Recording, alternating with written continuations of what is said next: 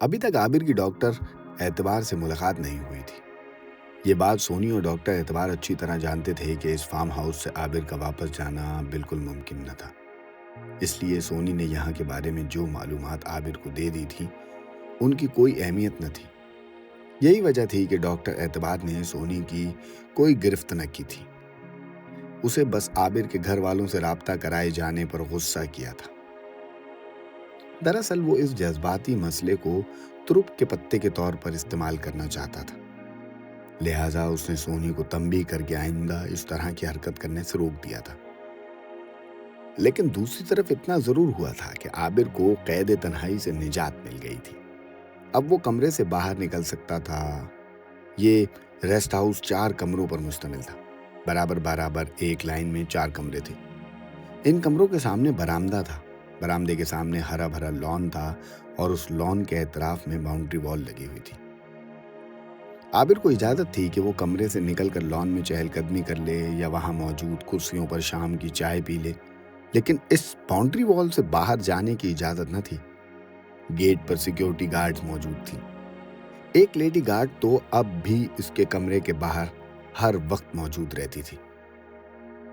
عابر کو اندازہ ہوا کہ ریسٹ ہاؤس کے بقیہ 3 کمرے بالکل خالی ہیں۔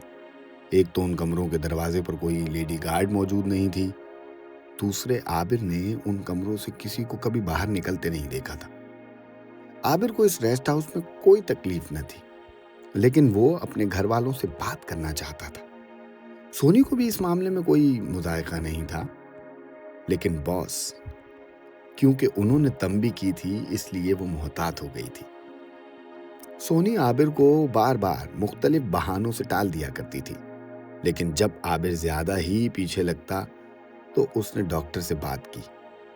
جیجا جی، عابر اپنی ماں سے بات کرنے کے لیے بے چین ہے۔ میں اب بہانے بنا کر تنگ آ چکی ہوں۔ آپ بتائیں میں کیا کروں؟ ابھی اس کی بات نہ کرانا، ہمارے پاس یہ ایک پاورفل ہتھیار ہے۔ جب تک میں تجربہ نہ کر لوں اس وقت تک تم رک جاؤ۔ ڈاکٹر اعتبار نے فیصلہ سنایا، پھر بولا، دراصل میں چاہتا ہوں کہ وہ تجربے کے لیے آمادگی ظاہر کر دے۔ جب تک بندہ ذہنی طور پر آمادہ نہ ہو ہمارا تجربہ کامیاب نہیں ہو سکتا۔ تم نے میری بات سمجھ لی ہے؟ یس جیجا جی، سونی نے مسکراتے ہوئے کہا۔ اب میں چلوں؟ اس نے کھڑے ہو کر ڈاکٹر عابر سے ہاتھ ملایا اور دروازے کی طرف بڑھی۔ سونی سنو، ڈاکٹر اعتبار نے آواز دی۔ یس جیجا جی، یہ کہہ کر سونی دروازے سے لوٹ آئی۔ میں آج اس سے ملاقات نہ کر لوں؟ ڈاکٹر اعتبار نے اس کی آنکھوں میں آنکھیں ڈال کر کہا۔ ہاں جیجا جی، کیوں نہیں؟ سونی نے فوراً کہا۔ کہاں ملیں گے؟ ابھی تو میں غیر رسمی ملاقات چاہتا ہوں، ریسٹ ہاؤس میں ہی ٹھیک رہے گی، کیا کہتی ہو؟ ٹھیک ہے جیجا جی، میں ساری چیزیں ارینج کر دیتی ہوں۔ یہ بتاؤ، اسے دوا تو پابندی سے دی جا رہی ہے نا؟ ڈاکٹر اعتبار نے پوچھا۔ یس جیجا جی، سونی نے یقین سے کہا۔ گڈ، ڈاکٹر اعتبار خوش ہو کر بولا۔ تم بڑے کام کی چیز ہو۔ نہیں جیجا جی، میں چیز ہوں نہ ہی مکھن۔ میں جو ہوں وہ آپ اچھی طرح سے جانتے ہیں، بس جیسی بھی ہوں میں آپ کی ہوں، سونی نے ایک خاص انداز سے کہا اور ایک خاص انداز سے چلتی ہوئی کمرے سے باہر نکل گئی۔ بے وقوف، ڈاکٹر اعتبار کے منہ سے بے اختیار نکلا۔ پھر اس نے کرسی گھمائی اور ٹیلی فون آپریٹر کا نمبر ملانے لگا۔ سونی نے ڈاکٹر اعتبار سے ملاقات کا وقت تو لے لیا تھا، لیکن اس نے عابر کو کچھ نہیں بتایا تھا۔ وہ آدھا گھنٹہ قبل اس کے کمرے میں گئی اور حسب عادت اس کے بیڈ پر براجمان تھی، جبکہ عابر سامنے صوفے پر بیٹھا تھا۔ سونی جی، میں آخر کب تک مہمان بنا رہوں گا؟ عابر نے مسکرا کر پوچھا۔ جب تک بلائے جان نہیں بن جاتے، سونی فوراً بولی۔ ویسے آپ کو یہاں کوئی پریشانی ہے کیا؟ مسئلہ یہی ہے کہ کوئی پریشانی نہیں ہے، عابر نے کہا۔ کھا لیا، پی لیا اور سو لیا، زیادہ جی گھبرایا تو لان میں ٹہل لیا، آخر کب تک یہ سب چلے گا؟ چلیں پھر ایسا کرتے ہیں کہ آج آپ کی ملاقات ڈاکٹر اعتبار سے کرائی دیتے ہیں، ان سے اپنا مسئلہ ڈسکس کر لینا، ہو سکتا ہے وہ کوئی حل بتا دیں۔ اور یہ بھی کہ ابھی وہ بات کر ہی رہی تھی کہ اس کا موبائل فون بجنا شروع ہو گیا۔ سونی نے بیڈ سے موبائل اٹھا کر اسکرین پر نظر ڈالی۔ موبائل فون کی رنگ بجنا بند ہو گئی۔ یہ مس کال تھی۔ جس کے ذریعے سونی کو الرٹ کیا گیا تھا کہ ڈاکٹر اعتبار ریسٹ ہاؤس کے احاطے میں داخل ہو رہے ہیں۔ آپ بڑے خوش قسمت ہیں، سونی نے ہنستے ہوئے کہا۔ ڈاکٹر صاحب تشریف لا رہے ہیں۔ یہ کہہ کر سونی دروازے کی طرف بڑھی اور اس سے پہلے کہ دروازے پر دستک ہوتی اس نے دروازہ کھول دیا۔ ڈاکٹر اعتبار جو کہ برآمدے کی سیڑھیاں چڑھ رہا تھا، اس کے پیچھے 4 لیڈی کمانڈوز تھیں۔ عابر صاحب دروازے پر آ جائیں، سونی نے مڑ کر عابر کو مخاطب کیا۔ جی اچھا۔ عابر تیز تیز چلتا کھلے دروازے پر پہنچا۔ اس نے اپنے سامنے ایک معصوم صورت پرکشش شخصیت کو پایا۔ اسے ایک نظر میں وہ اچھا لگا۔ کسی تحقیقی ادارے کے سربراہ کو ایسا ہی ہونا چاہیے، اس نے سوچا۔ ڈاکٹر اعتبار نے سونی کے ساتھ کھڑے عابر پر ایک چھوٹی سی نظر ڈالی اور سونی سے مخاطب ہو کر بولا، میڈم میں اندر آ سکتا ہوں؟ سر موسٹ ویلکم، سونی نے مؤدبانہ انداز میں کہا۔ سر یہ عابر ہے۔ وہ اچھا۔ ڈاکٹر اعتبار نے مسکرا کر اس کی طرف ہاتھ بڑھایا۔ کیسے ہیں آپ؟ یہاں آپ کو کوئی پریشانی تو نہیں؟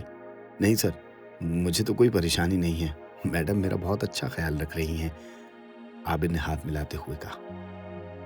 4 لیڈی کمانڈوز دروازے پر رک گئی تھی۔ سونی دروازہ بند کر کے پلٹی تو ڈاکٹر اعتبار اور عابر صوفے پر بیٹھ چکے تھے۔ سونی ڈاکٹر اعتبار کے ساتھ کچھ فاصلے دے کر براجمان ہو گئی۔ مسٹر عابر، میرا خیال ہے کہ کافی آرام ہو گیا، ہمیں کچھ کام کرنا چاہیے، ڈاکٹر اعتبار نے بات شروع کی۔ جی سر ضرور، عابر نے کہا، میں حاضر ہوں۔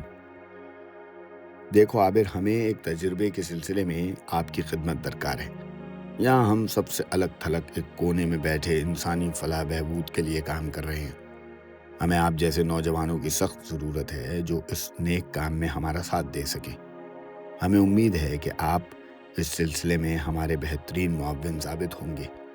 اگر آپ کی معاونت سے ہم اپنے تجربے میں کامیاب ہو گئے تو آپ پر ڈالرز کی بارش کر دی جائے گی، ساتھ ہی پوری فیملی کے ساتھ غیر ملکی شہریت عطا ہوگی۔ یوں سمجھ لیں کہ آپ کی قسمت بدل جائے گی۔ ڈاکٹر اعتبار نے اپنی لچے دار گفتگو سے ایسا اعتبار بٹھایا کہ عابر بے چین ہو اٹھا۔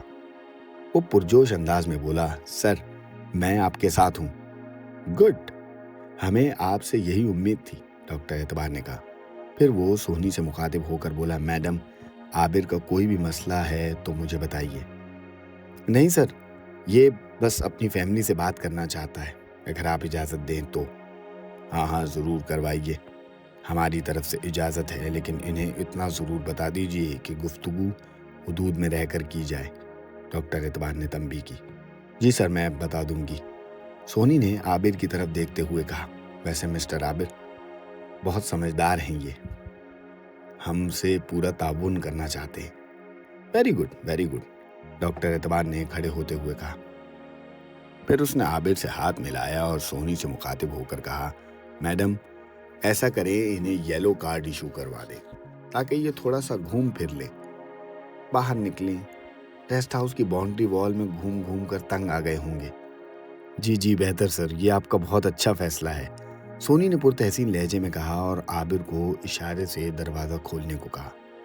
عابر نے تیزی سے آگے بڑھ کر دروازہ کھول دیا اور ڈاکٹر اعتبار کی ان عنایات پر شکریہ ادا کیا۔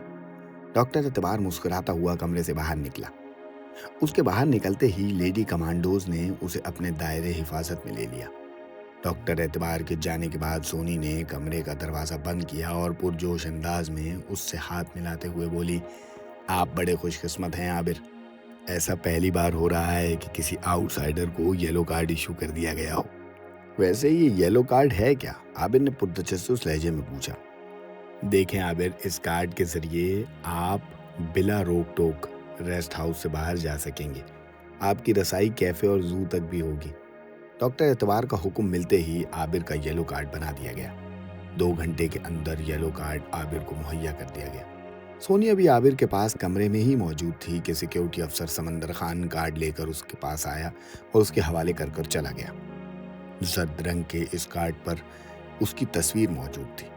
یہ انہی تصویروں میں سے تھی جو آرزو نے اتاری تھی۔ کارڈ پر تصویر کے علاوہ اور کچھ درج نہ تھا، حتیٰ کہ اس کارڈ پر اس کا نام بھی موجود نہ تھا۔ پلاسٹک کوٹڈ اسکارٹ کے پشت پر 4 خانے بنے ہوئے تھے، لیکن وہ خالی تھے۔ عابر نے اس کارڈ کو روشنی کی طرف کر دیکھنا چاہا تو کچھ بھی نظر نہ آیا۔ کارڈ ٹرانسپیرنٹ نہیں تھا۔ سونی نے اس کے ہاتھ سے کارڈ لے کر کسی ورمالا کی طرح اس کے گلے میں ڈال دیا اور کھلے دل سے اسے مبارکباد دی۔ کارڈ آنے سے پہلے سونی نے عابر کے گھر والوں سے اس کی بات کروا دی تھی، اور کال کرنے سے پہلے سونی نے اسے ہدایت کر دی تھی کہ وہ بے شک جو چاہے بات کر لے، لیکن اصل حقائق کے بارے میں ایک لفظ نہیں بولے گا۔ عابر نے اس کی بات کو پوری طرح مان لیا اور اس نے ناظرین سے یہی کہا کہ وہ کسی دوست کے ساتھ ہے اور جلد ہی کوئی نہ کوئی اچھی نوکری اسے ملنے والی ہے۔ وہ لوگ اس کی طرف سے بالکل فکر مند نہ ہوں، انشاءاللہ اچھی خبر سننے کو ملے گی، نیز یہ کہ وہ آئندہ خود ہی رابطہ کرے گا اور جلد کرے گا۔ کارڈ ملنے کے بعد سونی اسے لے کر باہر نکلی۔ ریسٹ ہاؤس کے گیٹ سے نکلتے ہی عابر کو کم چوڑی پختہ سڑکیں نظر آئیں۔ راستے درختوں سے گھرے ہوئے تھے۔ یہ ایک سرسبز و شاداب اور خوبصورت علاقہ تھا۔ کچھ دور چلنے کے بعد زو کا گیٹ نظر آ گیا۔ زو کی سیر کرنے کے بعد وہ دونوں جب باہر آئے، اگرچہ یہ زو زیادہ بڑا نہ تھا لیکن نت نئے جانوروں سے بھرا پڑا تھا، اور پھر زو کو اس قدر خوبصورت انداز سے ڈیزائن کیا گیا تھا کہ آدمی کو وہاں کی سیر کر کے مزہ آ جاتا تھا۔ زو سے نکل کر دونوں گھومتے گھامتے کیفے کے سامنے جا نکلے۔ سونی نے اسے کافی کی پیشکش کی جو عابر نے بخوشی قبول کر لی۔ یہ کیفے اسٹاف کے بندوں کے لیے تھا، ویسے بھی یہاں باہر کے لوگوں کا کوئی گزر نہ تھا۔ کیفے کے اندر زیادہ رش نہ تھا۔ جو لڑکے لڑکیاں اور عورتیں مرد موجود تھے سب یونیفارم میں تھے۔ وہ دونوں ایک میز منتخب کر کے اس پر بیٹھ گئے۔ سونی نے چن کے اسے ایسی جگہ بٹھایا تھا کہ وہ بآسانی باہر کا نظارہ کر سکے۔ کافی پیتے ہوئے عابر کی نظریں باہر کی بجائے کیفے کے اندرونی منظر کی طرف تھیں۔ وہ دیکھ رہا تھا کہ سامنے تھوڑے سے فاصلے پر شیشے کا دروازہ تھا۔ اس دروازے کے سامنے جا کر کوئی شخص کھڑا ہوتا تو وہ خود بخود کھل جاتا اور اندر جانے والا شخص بائیں جانب مڑ کر غائب ہو جاتا۔ اس نے کئی لوگوں کو اس طرح اندر جاتے ہوئے دیکھا۔